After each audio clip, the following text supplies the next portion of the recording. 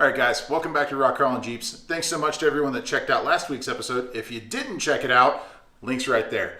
So this week, instead of working on the green one, last week we did ball joints on it. Well, now we're back on purple ZJ. And we'll give you a little sneak peek. If you look back there, we got some new bumpers from mine, which means purple ZJ is getting the Tompkin off-road bumper off of mine for the rear. And we'll get into what we're gonna do with those later, but very excited. But for now, we need to put this back together. So we went to our local parts store and we picked this up. This is a Dorman OEM replacement exhaust manifold. And I'll just kind of show it to you. I'll grab that part number there if anybody needs it. 674-196. So that's an OEM 4.0 replacement manifold. Nice and simple, nothing crazy. Not gonna do any better than factory that I know of, but it's not cracked. So this is what we needed. Unfortunately, we weren't able to find an aftermarket replacement that was a performance adder, but in the interest of just getting this done, we just went to the parts store. It took us 5 minutes. We got a new exhaust manifold. So let's put this thing on. I just went ahead and set our gasket in there. There's 2 dowels that align it and then 2 back bolts that align it. So we're gonna go ahead and throw this in.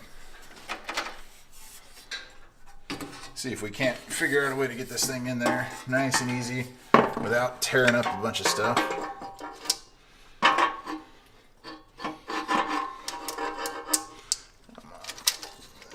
There we go.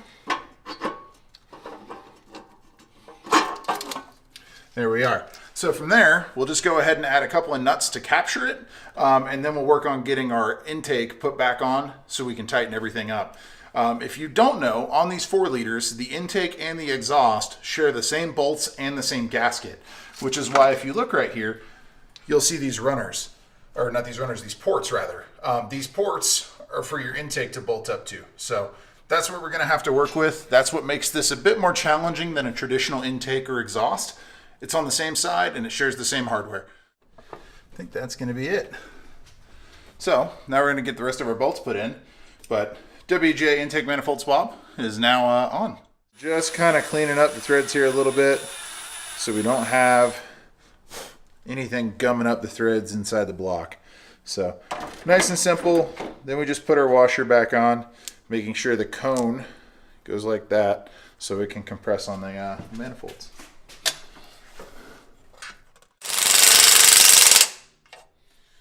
Just getting these kind of snugged in, not really going tight, but just so we can start getting everything aligned. Got our new exhaust manifold and our new intake manifold installed, and now we're doing a final torque. So got our handy dandy torque wrench here. We're gonna see first problem, if we can get in here. Normally you don't use extensions when torquing, but extenuating circumstances. We got the whole bottom torqued. So now we just got to torque the top. And we're going to 20 foot-pounds.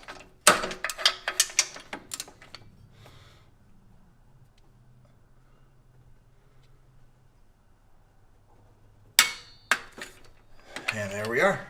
We just went to the parts store, got some new injector O-rings for our injectors here. We have everything apart, everything's been cleaned up, and the last thing I want to do is put in these old crusty worn out injector O-rings. So we got some new units, nice Velcro, this is what you'll need. We got these and we got a little cap right there with a little bit of ATF on it.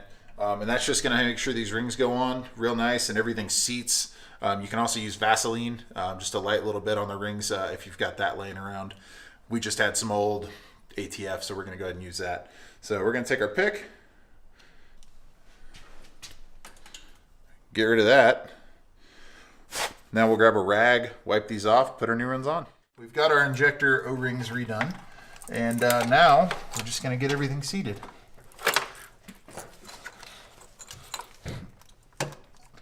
So you're just looking for that nice click.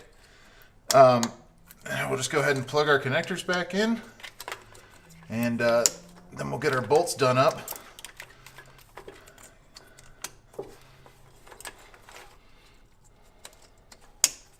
So now that that's done, we can go ahead and push that back down. Get that out of the way, and we've got 4 bolts right here. So we'll go ahead and get these started by hand and then get a ratchet on them. We cleaned up the throttle body. I'm going to go ahead and throw the Velcro gasket on. Real simple. It's just 4 bolts, so I'm going to take care of that now.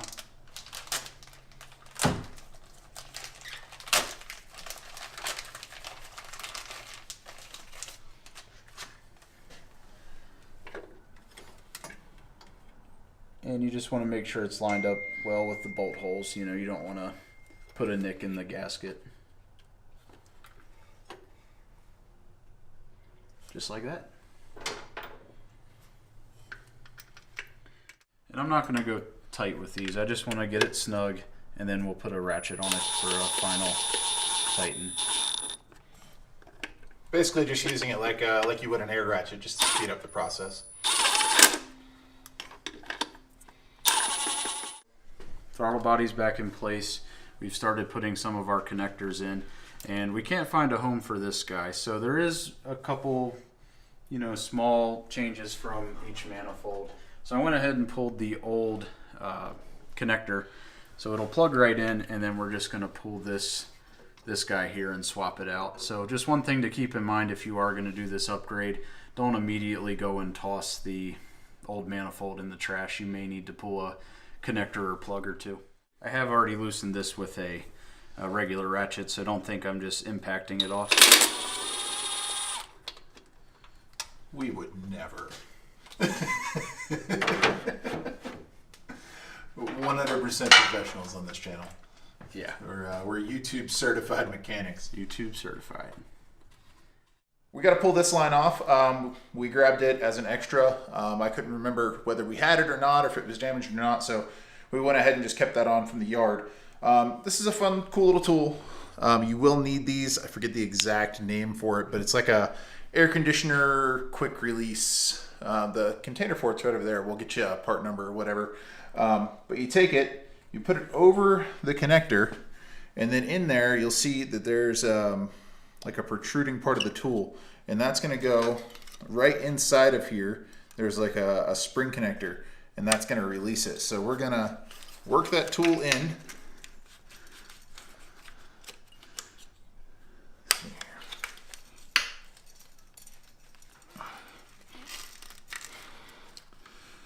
That should have done it. So now comes right off, and you'll see it's O-ringed in there, and then you can see the spring that holds everything together, and that's all we're doing. We're just releasing that tension because it sits around. This has like a lip, like a flare. So you'll need those. They're pretty cheap. I think you can get them at pretty much any parts store. So grab a set if you plan on doing this. Here's the package. So what we went ahead and did is we threw in our junkyard AC condenser and our fresh lines. This is the line I just took off over there when I showed you about that tool. So we've got this one, and then we ran our other one up, and that connected right here. And we did have to swap this sensor out. So nice and easy, not super tight. So what we're going to do now is we're going to go ahead and get our serpentine belt on while we've got some room, and then we'll toss in the radiator and the E-fan. So we've got our belt on, got it routed, nice and simple. Now we're just going to tighten it up. So there's just a little bit of play, and well, then we'll put our radiator in and start topping off fluids and seeing where we're at. When you're swapping the radiators over, you're going to need to make sure that you remember to grab these top isolators. And all this does is remove some vibration from the top of the radiator when it's bolted to the core support. So we're going to grab these pieces off of here, and then we'll go toss them on our new one. We're getting ready to install our nut certs. It's just a simple, it's basically like a rivet, but you can put a bolt in it. We're doing this because the original people that installed our E-fan did it with a nut and bolt on the back of this, and it's very hard to get a nut in there. And well, if you have access to this, why not use it? So we've got a kit from when we installed our long arms from Ironman 4x4 fab. So that's all it is. You just do that, and then on the back side there, it just balloons it out. So you can grab it, it's splined, and now we don't have to worry about a nut.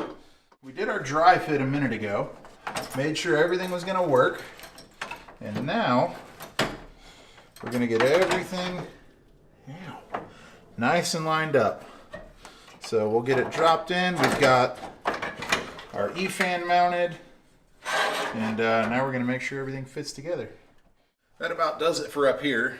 We've got to get a new air filter for this, and I think next junkyard run we'll go ahead and grab another top to our air box. This one's kind of seen its better days, so we'll go ahead and replace that. No need for a new one, but we'll get a used one in good shape. So we've got our intake put back on. We've got power steering reservoir all bolted back up. We've got our new non-orange valve cover, also why we did the intake. So all of this is wrapped back up. We've got our air conditioning condenser put in, new radiator. We've got our fan put back in. On another episode, or weekly video, whatever you want to call them, we're going to go through and tidy up the wiring for this fan system because, well, it's not all that awesome. Whoever did it, don't do it again. So yeah, we're just about there for today. We're going to go ahead and get started on our oil filter adapter, and well, we'll see you down there. We got our oil filter adapter housing off. And I will say, what a pain in the ass this thing is. I mean, seriously, pain in the ass. So I showed you our socket in the beginning. That's what's left of it. We actually punched the T60 bit out of it to be able to get it in here. And then we tried a wrench on it because it's 12 millimeter. We couldn't get enough power with the wrench. So we actually put it in a 12 millimeter socket on a 3/8 drive wrench and then put it a breaker bar on my ratchet. I thought for sure my ratchet was going to snap, but thanks to Snap-on, didn't really matter. Break it. So we've got it out. It is very, very tight, so if you do go to do this, be prepared. You're not going to have much room on the frame rail. So we got it out, and now, right here, we have our new gasket. And this is another Fel-Pro unit. We seem to be sticking with that trend. So we are going to go ahead and open this up, and we'll get it tossed on. We got our oil filter adapter O-ring done. That was a gigantic pain in the ass. So now we're going to put on our oil filter. Wix seems to have done me really well in the past, so we're just going to keep running them. Oil's going back in. Going to get her nice and filled back up. We're unfortunately not going to get it started today. We still have to fix a fuel leak. But we are going to have everything up front buttoned up, aside from bleeding the cooling system today. So pretty exciting to have that much done. Just got the last of our coolant put in there. We're only going to put 1 gallon in it for today. Once we go get it fired up, we'll add the rest of it, get it burped out and things like that. But no reason to do that today. This will let us know if we have any leaks on the radiator or anything like that.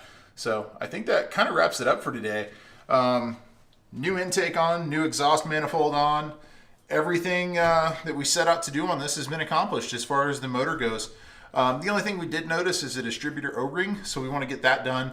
We'll grab that and get it done when we can. I do want to save that for once the motor's running, just so I can verify that everything's running really well before we go ahead and mess with the distributor. So we have a couple more parts to order, air filter, things like that, but really happy with how today turned out. So with that said, thanks for watching. We do appreciate you guys tuning in and watching what we come out with every week. Huge thanks to the companies helping us out, Rare Parts Inc., Ironman 4x4 Fab, Raceline Wheels. We do appreciate those guys quite a bit. Other than that, be sure to like, comment, subscribe. Please definitely subscribe. But we'll see you guys next week.